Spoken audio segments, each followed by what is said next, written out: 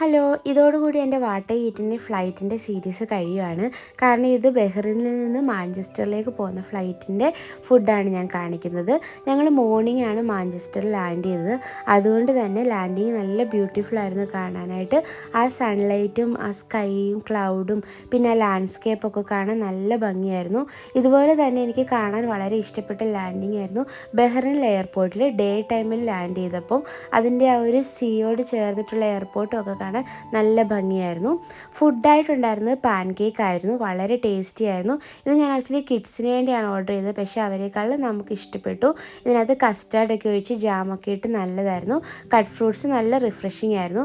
പിന്നെ ഞാൻ ഓർഡർ ചെയ്ത എഗ്ഗാണ്, അതിൻ്റെ കൂടെ കുറേ പൊട്ടാറ്റോസും ക്യാരറ്റും ഉണ്ടായിരുന്നു.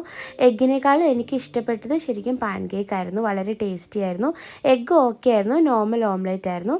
പിന്നെ കട്ട് ഫ്രൂട്ട്സ് വളരെ മധുരമുള്ളതായിരുന്നു. Thank you for watching.